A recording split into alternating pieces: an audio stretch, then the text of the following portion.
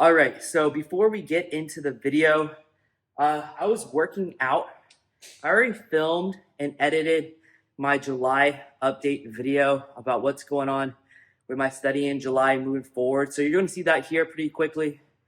But a subscriber, commented on my video and recommended a video from the old Matt versus Japan, but Matt versus World. I guess Matt versus Japan is back on YouTube, and it was a great video. Thank you for recommending that.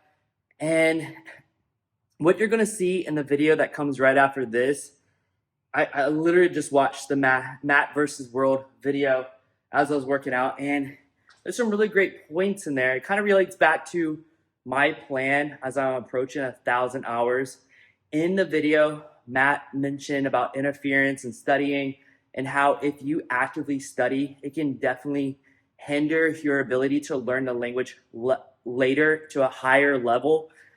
But sometimes you have to consciously learn and see what you're missing. And I think that's exactly what my plan was previously in a video that I already filmed. I'm going to go through a simple beginner's textbook as a safety net. Kind of what Matt was saying in the video. If you haven't seen it, go check it out. I'll put a link down below in the description. But I want to see, what did I actually miss by using comprehensible input. So what you'll see in my video, like I discussed, I want to go through a beginner's textbook. I'm going to shadow the Assimil book. I'm approaching 1,000 hours now, and I want to see, did I miss anything?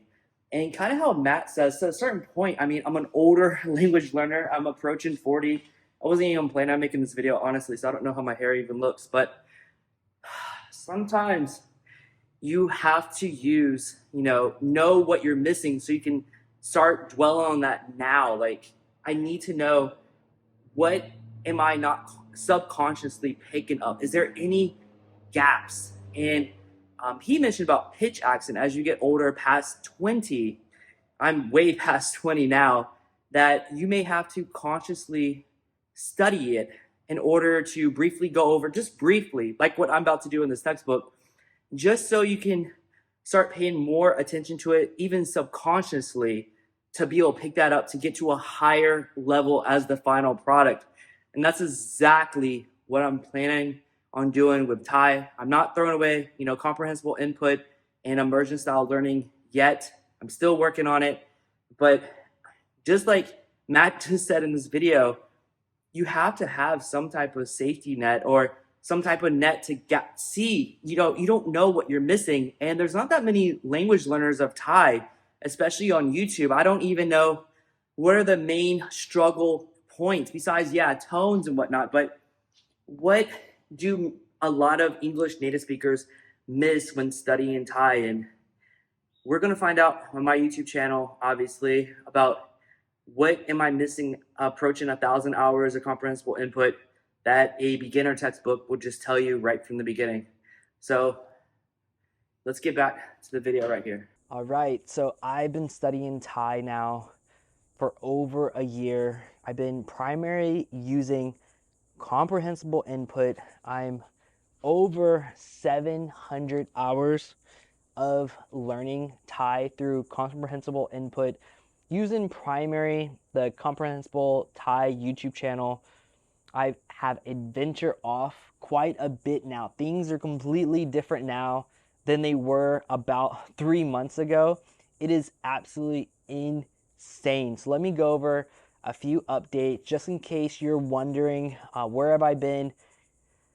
Life has been very, very busy. We just got an offer on this house we've been trying to sell for a while, so we're very excited about that. But oh my gosh, so I've been using the Comprehensible Thai YouTube channel for over a year now, and I love this YouTube channel. It has like over 15,000 subscribers now. I'm really excited for them. I wish them all the success.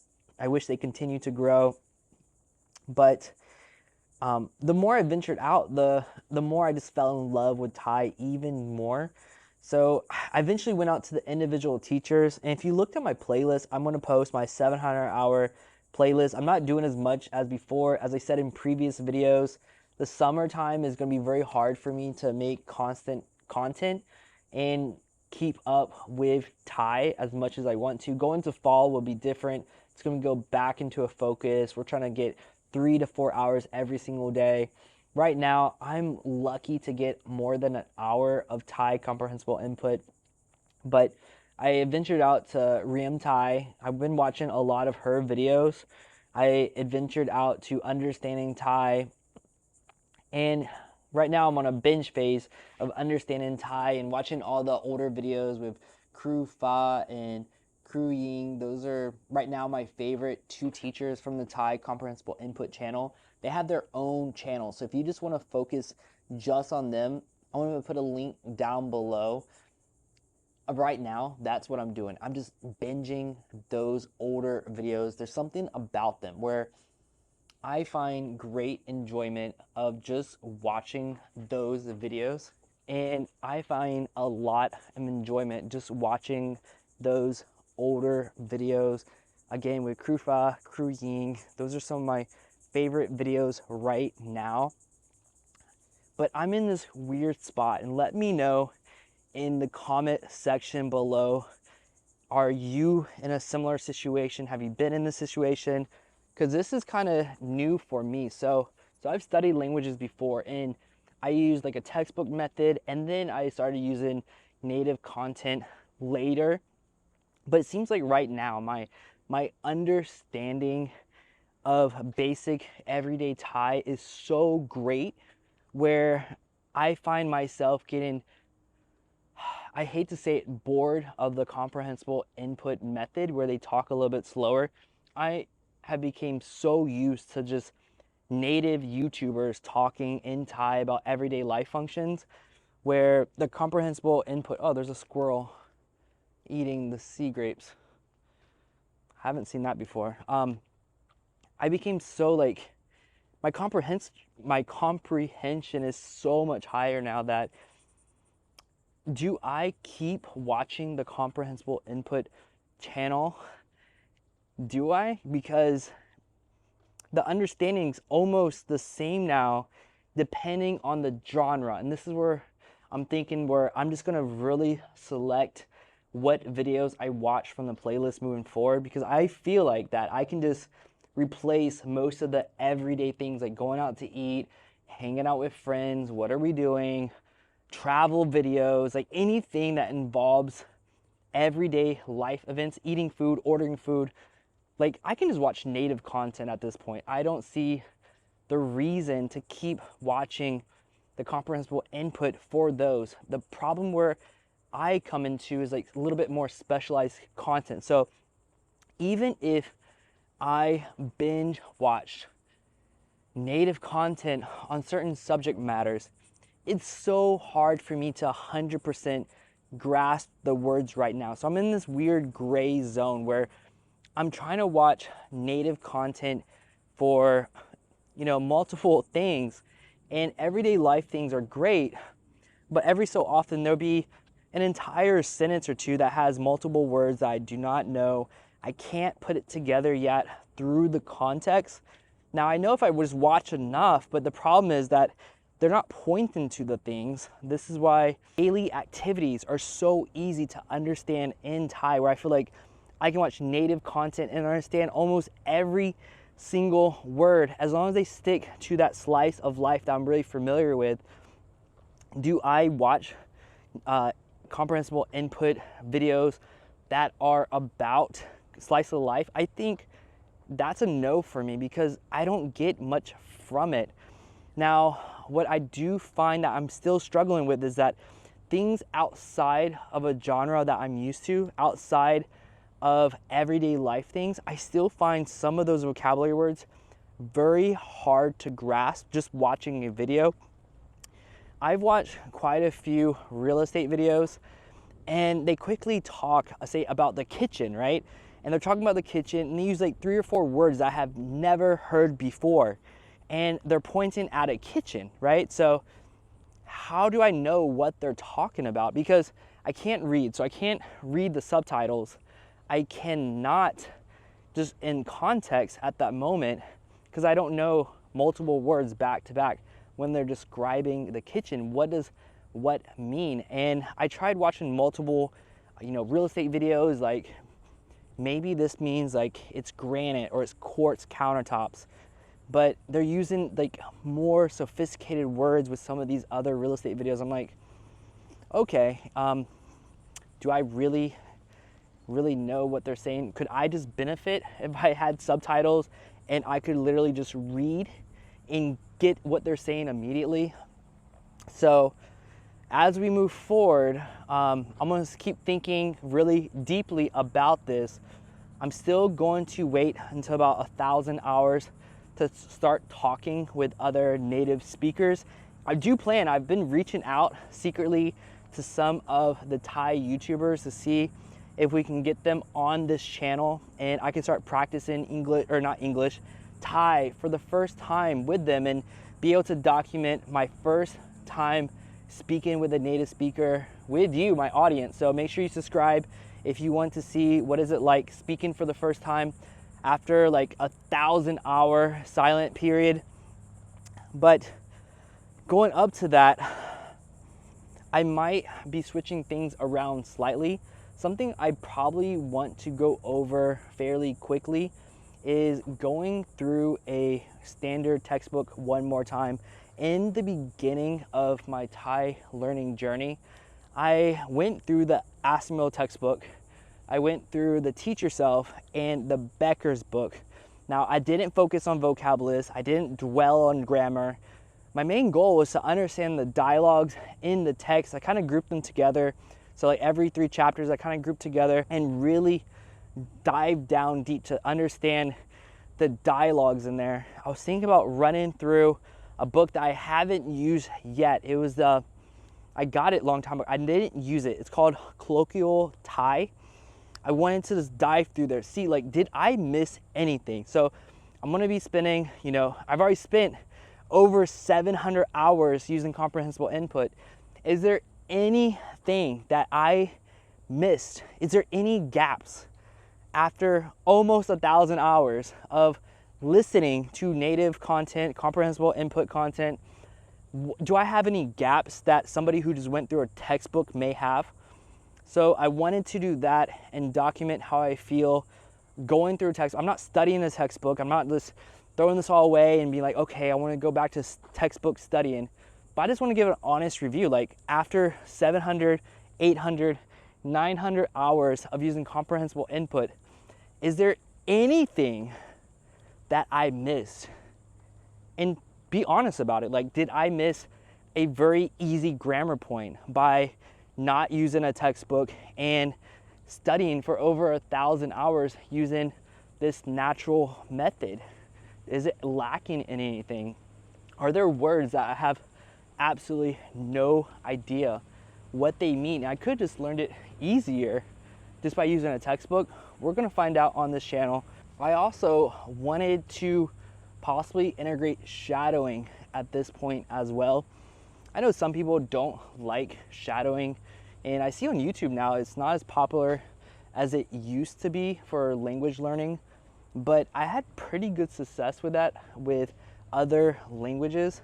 So I pretty strongly believe that, just a brief round of shadowing. I was going to use the Assimil textbook for the shadowing, and I was going to do an initial run. That's like, I think altogether, there's like only 3 hours of audio in there. That's with some of the dialogues being repeated like twice and they talk very slowly. I was gonna rush through there. And then I was thinking about, have you ever heard about a language parent? So this is where you find a native speaker and practice as much as you can to start sounding like them. I have one particular male Thai YouTuber that I think is always been a goal of mine to like, okay, here's my benchmark. I want to be a great speaker and I want to be as entertaining as them with natives, and that's Nikki Nightchat. So I'm going to start having him as my language parent leading up to this 1,000-hour mark. So as right now, I have over 700 hours of comprehensible input underneath my belt, okay? So we have that no matter what, okay? We're going to go through a colloquial textbook. Do I have any gaps from comprehensible input? Would I have been better just using a textbook from the beginning? I want to give my honest review about that. I'm going to shadow. First, I'm going to shadow that Assimil book really quick. Just shadow those for a little bit. I'm not focused. I'm not getting rid of comprehensible input. I'm still accumulating hours. I'm going to be tracking my hours through a timer on my phone. That's going to be really focused. And I'm going to create a special spreadsheet, and I'll probably put it in the description below so you can see what am I really doing, how many minutes or hours I'm even shadowing or studying these other methods. My primary thing, remember, almost 1,000 hours of comprehensible input is only comprehensible input, but I just want to compare at this level because there's became a lot of doubt with the comprehensible input method. There's some other people who are like, this guy in the Spanish channel, I don't know, he said he can only say like, where's the bathroom? But I already feel like I'm well above that because I put so much focus on this comprehensible input. But I want to be honest with myself. Did I miss anything? You know, am I missing anything with comprehensible input? I don't want to be completely blindsided when I start speaking after 1,000 hours. And then we just have to speak, you know?